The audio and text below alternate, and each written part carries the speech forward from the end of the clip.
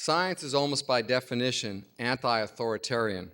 Successful scientists must see the world differently than those who came before them if they are to make new discoveries. Or as one of the most famous scientists of all times, Albert Einstein, famously said regarding his failure to do significant work in his later years, quote, "To punish me for my contempt of authority, fate has made me an authority myself." End quote. There is often tension between authority and science. Think of Galileo, the father of modern science, recanting his heliocentrism and spending the last years of his life under house arrest on orders of the Inquisition. Nowhere is this tension more palpable than between religion and biomedical science. Genesis 1:26 and 26 reads, "And God said, let us make man in our image after our likeness." With these ancient and enduring words, our view of ourselves and of our bodies was forever altered. Since God is infinite, and since we, unlike animals, are fashioned in God's image, human life was now of infinite value. It follows then that we don't own our bodies, but rather we are caretakers of our bodies, and we are obligated to take care of our bodies because they are made in the divine image of God. When we permit an idealistic and humanistic medical science to treat our bodies as something other than holy, we plant the seeds of scientific dehumanization that has led to a terrible harvest in the past. Consider body worlds, described by its creator, German physician Gunther von Hagens, as the first anatomical exhibition of preserved human bodies. The focus of this exhibition, seen by 25 million people worldwide, is some 200 genuine human bodies that have been plastinated. The process of plastination removes all residual fat and moisture from cadavers and replaces these components with plastic polymers with shrill neon colors that differentiate muscles, organs, and blood vessels.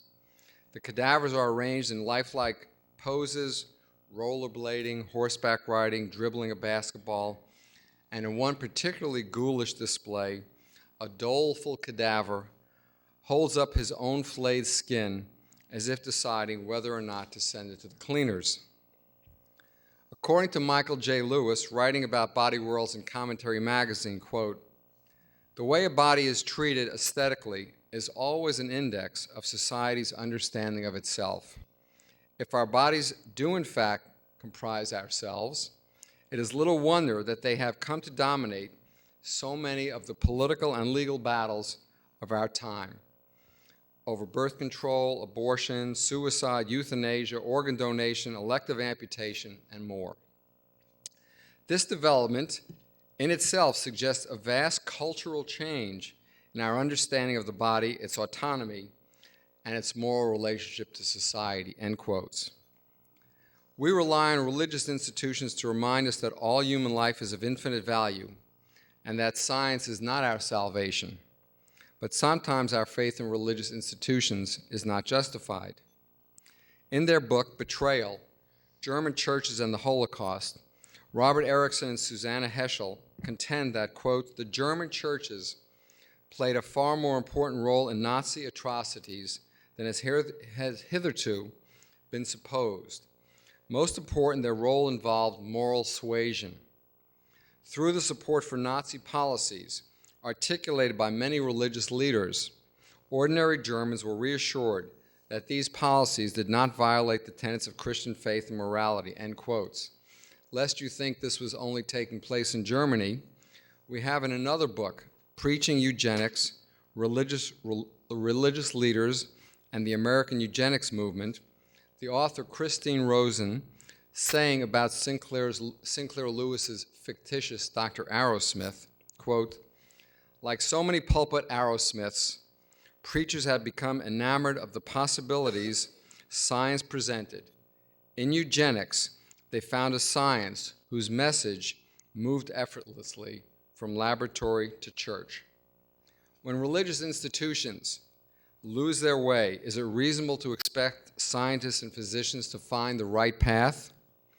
As Henry Lubbock wrote in Le Drame de l'Humanitisme Anthé, Reflections on Europe's Civilizational Crisis, quotes, "It is not true, as it is sometimes said, that man cannot organize the world without God. What is true is that without God, he can only organize it against man," end quotes. Tonight, we are blessed with two theologians who will give us their views on science, medicine, and religion after the Holocaust.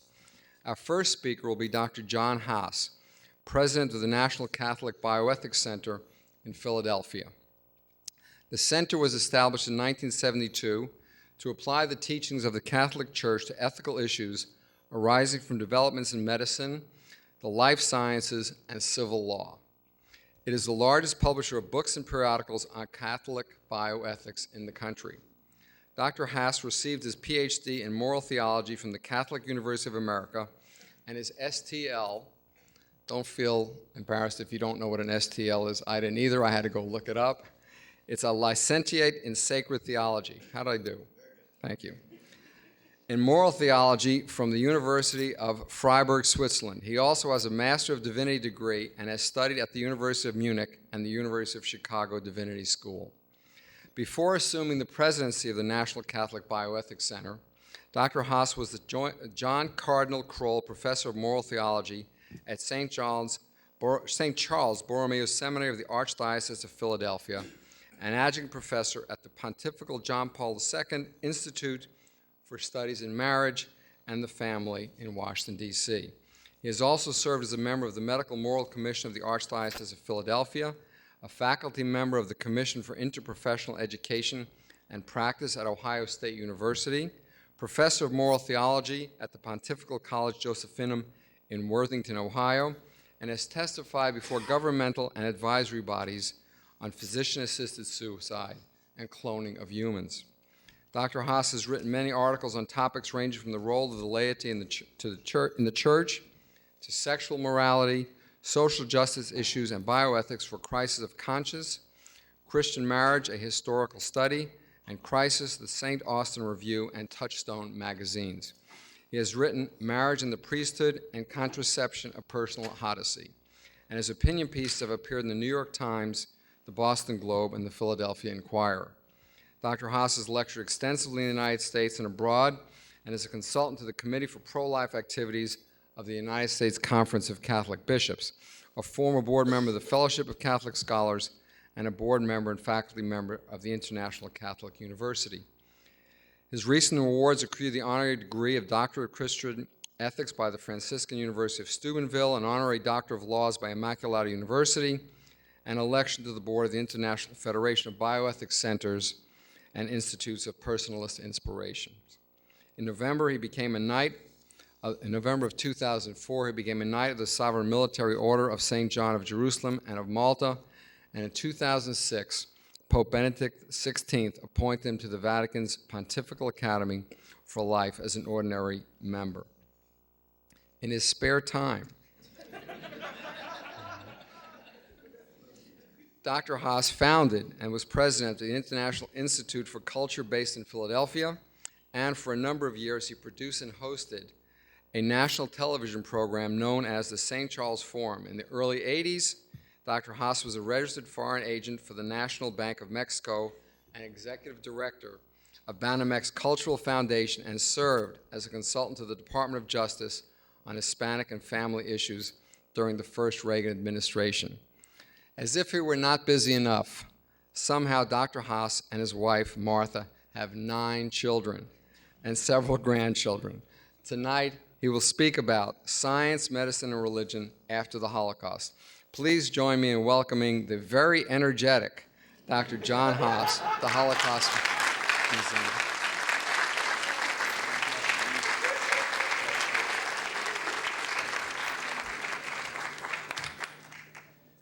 Thank you very much, Doctor. I mean, after that introduction, I can only use 2 pages of my address. I mean, there's no time left. But it's a great honor for me to be with you. It's a joy. It's a real privilege. I bring you greetings from Bishop Morlino, who is the chairman of our board and the Bishop of Madison, Wisconsin. and also from another one of our board members, His Eminence Cardinal Francis George, who has just been elected the president of the U.S. Conference of Catholic Bishops and is the Cardinal Archbishop of Chicago. So I extend his greetings to you as well. Another interesting note is we're here in Houston. The founding president of the National Catholic Bioethics Center was a man who taught pharmacology at Baylor Medical School and then became a Dominican priest. And I was going to go, he's in a nursing home now, and I was going to go visit him, but my flight was so delayed, I didn't have that opportunity, which I regret. But I do thank you very much for being here with you. I spent a lot of time with physicians, as you can imagine. A friend of mine was telling me the story of these two little boys who are out in the playground. I spent a lot of time with little boys, and little girls and grandchildren, 14 now. But anyway, one little boy said to the other, "Gee, I hear you're going into the hospital." And the other kid says, "Yeah, I do." The other boy says, "What are you going in for?" And the other kid says, "Well, I have to have an operation." The other kid said, "Oh, no, really? I mean, what kind of operation are you going to have?" And the other boy says, "Well, I'm going to have a circumcision." The other kid said, "Oh, that's awful, circumcision." He said, "That's a terrible operation." He said, "I had a circumcision when I was 1 day old and I didn't walk for a year."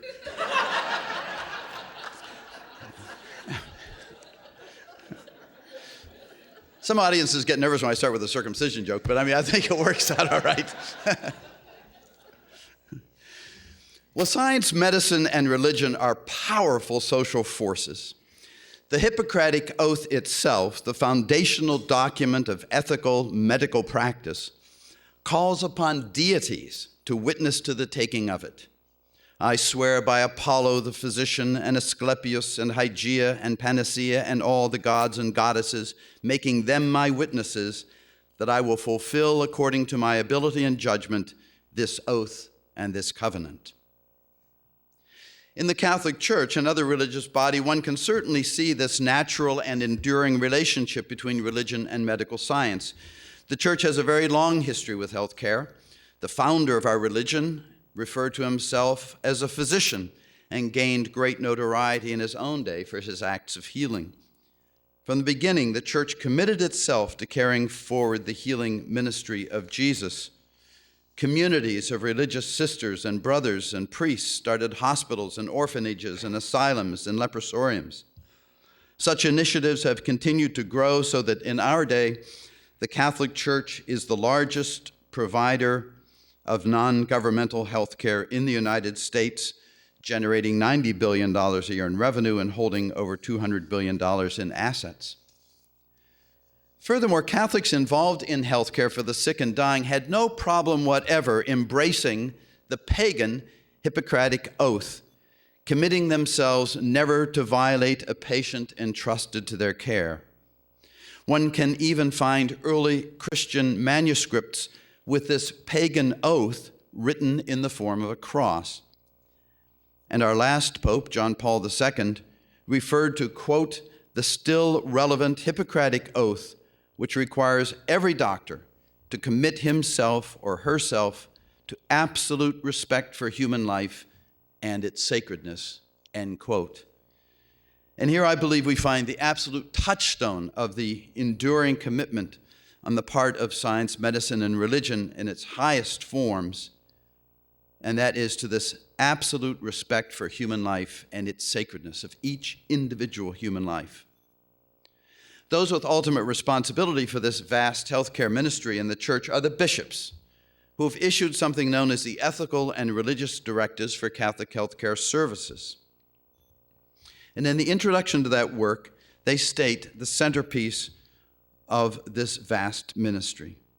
Catholic healthcare ministry is rooted in a commitment to promote and defend human dignity. This is the foundation of its concern to respect the sacredness of every human life from the moment of conception until death. End quote. It is this uncompromising commitment to the dignity of each living human being that can save healthcare from ever being put to sinister and disordered purposes, as has happened more than once in history. In the Germany of National Socialism, everyone and everything came to be ordered to the good of the state, not the individual, and violations of human dignity followed as night the day. To gain a better understanding of how the medical profession could have become so corrupted by National Socialism, one must place it in a larger historical context. And I know you've dealt with the history over and over at these workshops and lectures, but I want to touch on certain elements that and draw in aspects of our own church's response to what was happening. The late 19th, we can't see this either as simply a rising in Nazi Germany. The late 19th century had seen the rise of eugenics movements not only in Germany, but in the United States and England as well. A corruption of the medical profession had actually begun well before Hitler's rise to power. A movement known as social Darwinism had spread throughout Europe and America. It was thought that nations, as well as species, were engaged in a struggle that led to the survival of the fittest. The fittest nations would be those that were genetically most pure and robust. Indeed, as early as 1865, the eugenics movement had been initiated by Sir Francis Galton, the cousin of Charles Darwin. It drew many prominent individuals, including George Bernard Shaw, Alexander Graham Bell, and Margaret Sanger, the founder of Planned Parenthood. International eugenics conferences were held in London in 1912 and in New York in 1921 and 1933. In Germany, race theorists developed concepts and programs to advance these essentially disordered medical or biological views. The Kaiser Wilhelm Society operated between 1911 and 1940 and was perhaps the most prestigious scientific organization in Germany. It focused heavily on the so-called science of genetics. It is clear that the Jews were not the only ones subjected to National Socialist racist theories that were a natural, though abhorrent, outgrowth of social Darwinism. The degenerate races included the Africans, Gypsies, and Slavs. These came to be known as the Untermenschen, the subhumans. But even here we find that the concept was not isolated and hardly exclusive to the National Socialists. The first use of the term Untermenschen, or under man, was by an American, Lothrop Stoddard, in a 1922 book that consisted of a tirade against the degenerate Slavs who had taken power in the Soviet Union as the Bolsheviks. It was entitled The Revolt Against Civilization, The Menace of the Underman, and was published by the quite reputable publishing house of Charles Scribner Sons in New York. It argued that if the white race was going to win the struggle against the inferior races, it must eschew liberal policies and adopt an expansive eugenics program. His book was published in Germany in 1925 as Der Kulturumsturz, Die Drohung des Untermenschen, and the term and concept of the Untermensch were soon taken up by the Nazi apologists. The fact that physicians constituted the largest professional group among the Nazis may be attributable in part to the fact that National Socialism had a sort of pseudoscience as an integral part of its political program that grew out of the eugenics movement. As Dr. Ernst points out, Hitler frequently referred to the Jewish race in medical terms as bacillus, parasite, or disease. His followers adopted these medical analogies. In their minds, the biological body of the German people was threatened by the Jews, end quote. In fact, a German document in 1935 declared, quote, the maintenance of a genetically homogeneous and healthy stock of the German people is the main duty of the German physician, end quote. Race hygiene had been developed by and had come under the purview of the medical profession. As Ernst puts it, to a large degree, the medical profession was not politicized, but politics were medicalized, end quote. As soon as Hitler came to power in 1933, a law requiring forced sterilization for eugenic purposes was passed. Such a law was considered necessary to save German blood from further contamination. In 1934 alone, over 56,000 people were involuntarily sterilized as a result of decrees from what were known as genetic health courts. Now, to my mind, it's worthy of note that there were inevitably attempts to provide the appearance of morality and legality and due process of law for even the most inhumane and unjust actions. As abhorrent as this is, as Catholics, we believe that something good can be seen here. We hold to a theory, if you will, known as the natural moral law. We believe that there is a moral law that is written by God in the hearts of all human beings, so that when that moral law is violated, there is always an awareness of the violation at some level. Why else would the Nazis have devised the appearances of morality and due process and legality to justify unspeakably inhumane behaviors? There was a Jewish teacher 2 millennia ago, Saul or Paul of Tarsus, who wrote a letter to the Romans and alluded to this reality. For when the Gentiles, who do not have the law, by nature observe the prescriptions of the law, they show that the demands of the law are written in their hearts. In fact, we would maintain that the attempt on the part of the National Socialists and other criminal and social movements to justify their behaviors in terms of morality is an attestation to this law. Indeed, it is the basis of good that has come out of the aftermath of that horrible time in human history. It is the basis of international law, and it provided a legitimacy for the Nuremberg trials and its judgments of crimes against humanity after the war.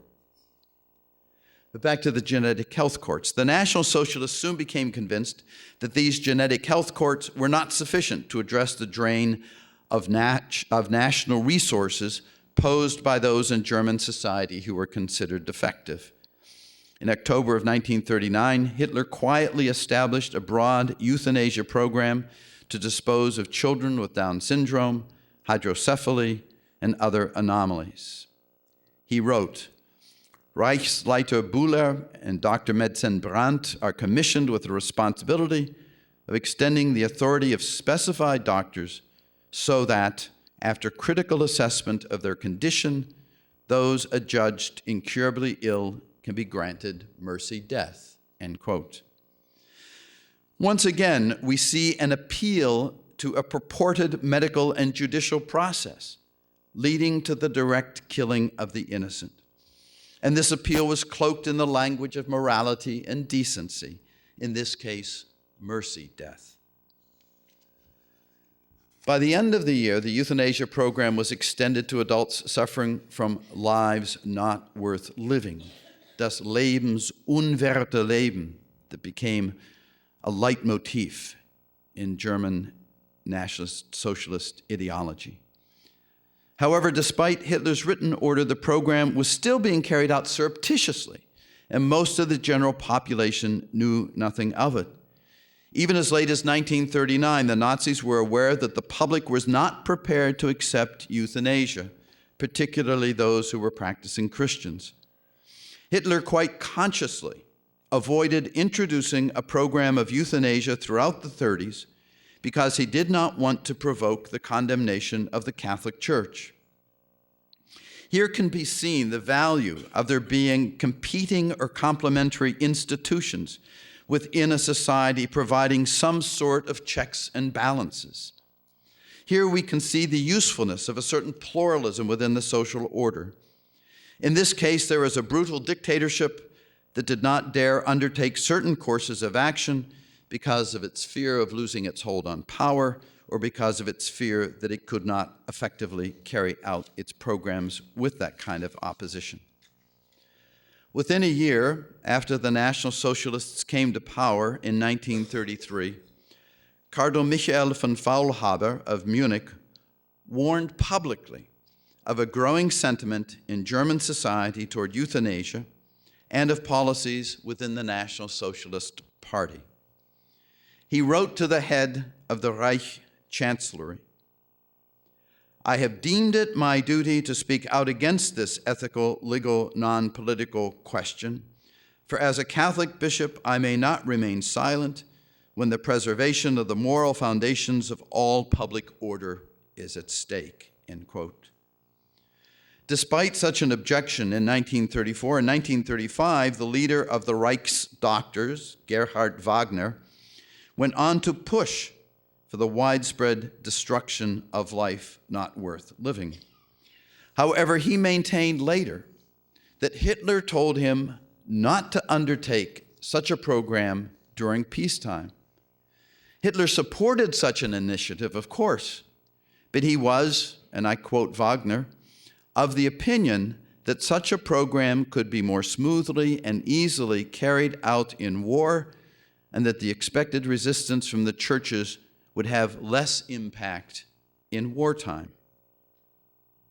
Of course, that is precisely what Hitler did. But even before the war broke out, the National Socialists were working toward their eugenics objectives.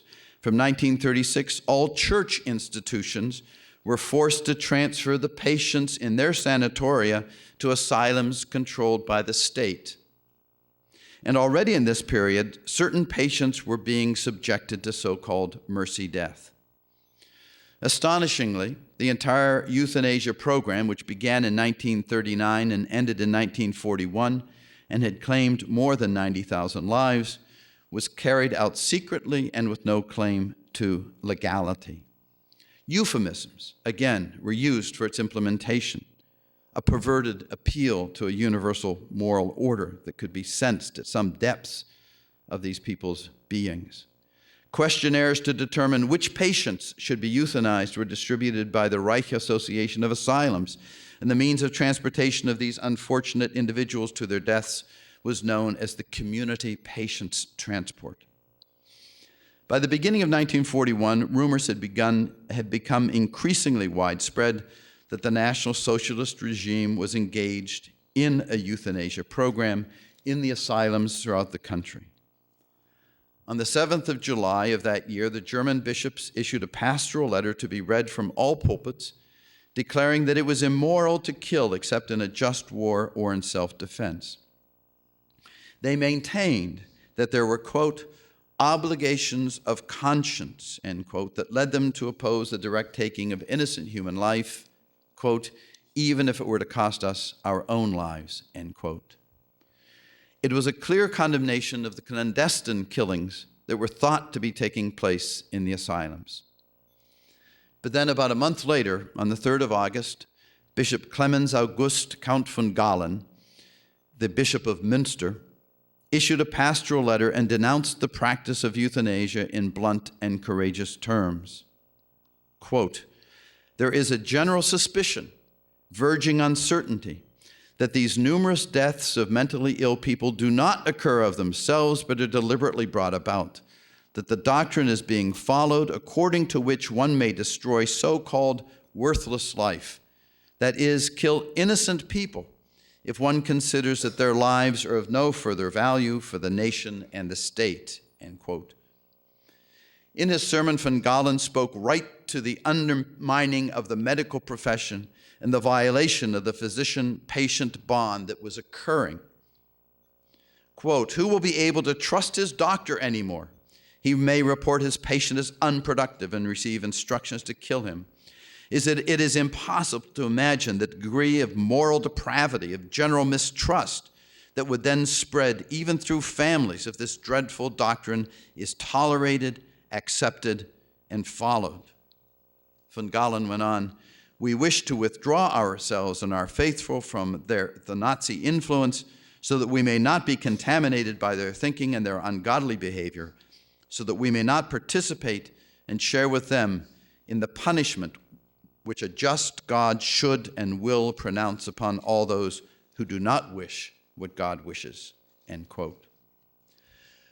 Following this homily, von Galen suffered virtual house arrest until the end of the war. His life was spared, however, because Hitler feared an uprising of the Germans in Westphalia if the bishop were hanged, as Bormann had urged. But the homily had its effect. Hitler himself was given a copy of it. In fact, von Galen sent it to him. Thousands of secret copies of the sermon were distributed hand to hand. And as the Hitler historian Ian Kershaw puts it, the secrecy surrounding the euthanasia action had been broken, end quote. and the secrecy was broken by an institutional source of authority which could, to a certain extent, act as a counterweight to the state in the defense of the dignity of the individual. Worried that popular support for the war effort had been seriously weakened and wanting to avoid a confrontation with the church, Hitler stopped the euthanasia program on the 24th of August as quietly and as secretively as he had started it. Even so, the National Socialists used the opportunity to declare Christianity and Nazism to be incompatible. Quote, "It is clear that the Christian churches try to keep alive even creatures unworthy of life, those who are totally and incurably mentally ill. But it is equally clear that we National Socialists must see things from a different point of view. To keep them alive is completely against nature, because by nature they are in no way enabled to stay alive on their own." End quote. Regrettably, however, the killing continued, but no longer as part of the sanctioned euthanasia program. Those physicians who had gained particular expertise in gassing techniques were deployed to the east. Now that the euthanasia program had been brought to an end, their expertise was put to use in a much larger program, the extermination of the Jews and other so-called Untermenschen of Europe. Again, the church raised its strong objections to these practices.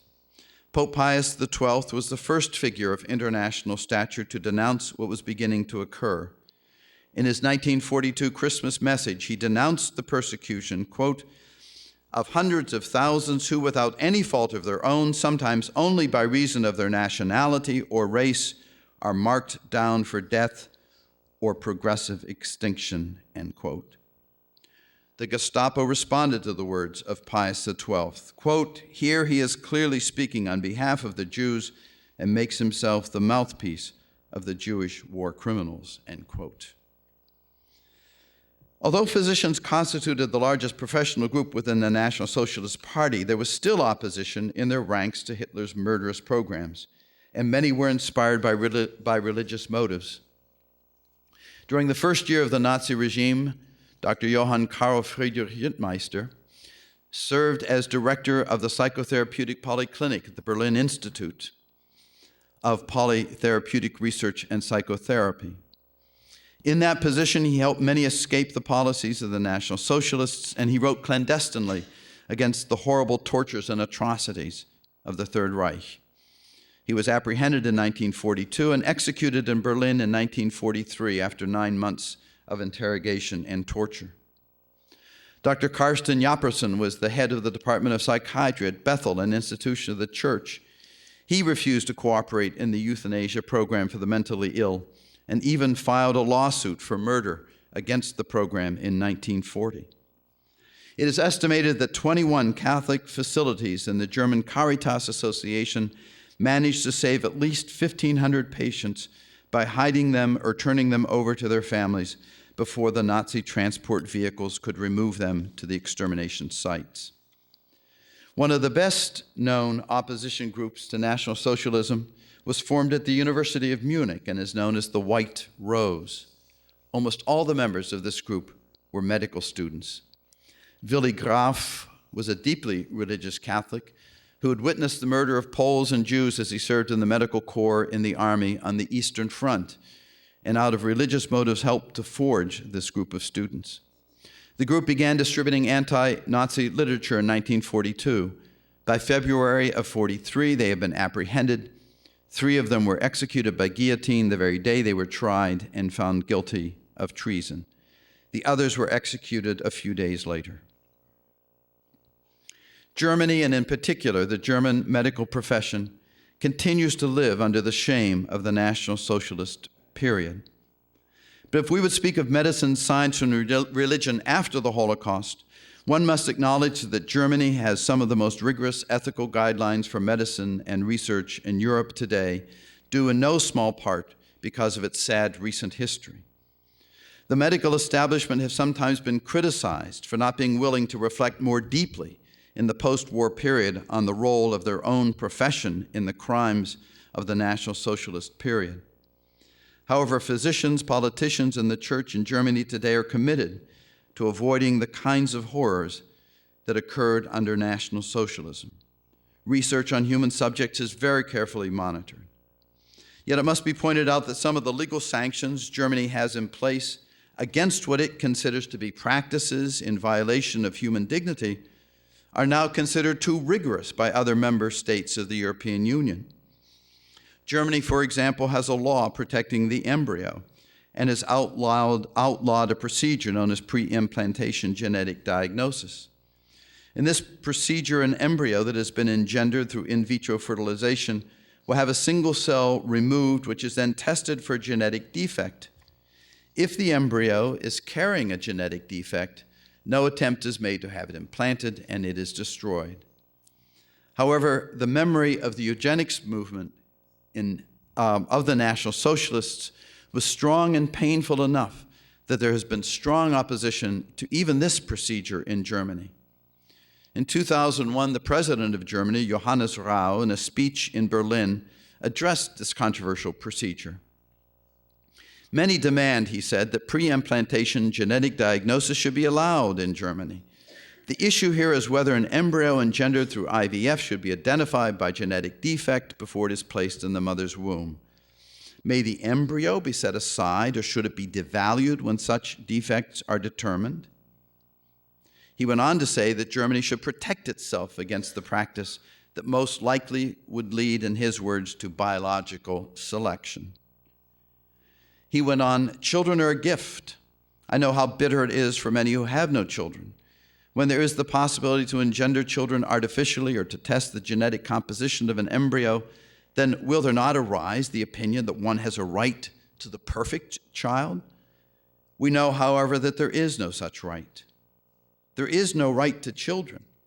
There is, however, a right of children to loving parents, and above all, the right to come into the world and to be loved for their own sakes," end quote. In speaking of this raging bioethical debate that continues even today in Germany, he said, "No one should be surprised if the churches are particularly engaged. It would be an error to believe that it has to do merely with a sectarian morality unique to the churches. One hardly has to be a believing Christian to know and to sense that certain possibilities and proposals for the biological and genetic technologies contradict fundamental values of human life. This value system has been developed by a history stretching back millennia and belongs not just to Europe. They rest on the simple assertion enshrined in our Constitution that the worth of the individual person is inviolable," end quote. In the remarks of Johannes Rau can be seen the confluence of medical, scientific, and religious concerns in the post-Holocaust period in Germany. In these remarks, he appealed obliquely to Hippocrates, to the natural moral law, and to the religious institutions in German society. He appealed openly to the concerns of the members of society. There is the hope that all of these factors, all of these institutions and influences may serve German society from repeating the horrors of the past. In Germany, this position with regard to pre-implantation genetic diagnosis is shared not only by Catholics but with the Protestants. In April of 1997, the Protestant Church of Germany issued a study document and adopted a position against legalizing pre-implantation genetic diagnosis. One of the reasons for adopting that position of the Protestant churches uses concepts that were current in the period of National Socialism. The document states, "The creation of embryos with the aim of sorting out embryos with a genetic defect requires the ability to discriminate between worthy and unworthy life." And in German, it's exactly the same word that was used by the Nazi apologists. We also find in Germany the Embryo Protection Act, which is an example of their desire not to repeat their past. Often opposition to embryonic research in the United States is portrayed as a matter of religious dogma. It is said that attributing any kind of value or worth to an embryo is a matter of sectarian religious belief. And yet in Germany, a modern secular state, there is convergence of the insights of science, medicine, and religion that has given rise to a law protecting the embryo from the time of its inception.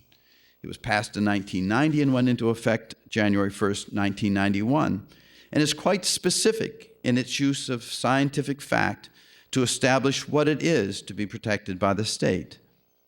The law defines its subject.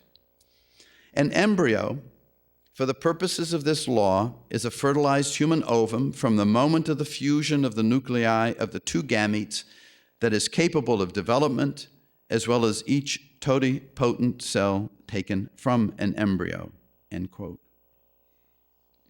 Here I think we can see a convergence of science, of medicine, and religion that comes together in defense of the weakest and the most vulnerable. As indicated, one of the strongest defenders of the Embryo Protection Act in today's Germany are the churches. Cardinal Karl Lehmann, the president of the German Bishops' Conference, in an interview last year with the German Catholic News Agency, insisted the defense of human life is absolute. There can be no exceptions. In keeping with the evidence of science, with the German law, and with the moral teaching of the Catholic Church, Cardinal Lehmann insisted, with the fusion of the egg and sperm, a life is engendered that is worthy of protection, end quote. The German state may have the support of its principal religious institutions for its strong stand in defense of innocent embryonic human life, but such a position is proving very difficult to maintain, for there is pressure from within Germany, from researchers who want to engage in embryo research, and there's tremendous pressure from without, from others in the European Union who want to see Germany weaken the Embryo Protection Act. In fact, in July 2004, the European Court of Human Rights in Strasbourg ruled that embryos were not human persons.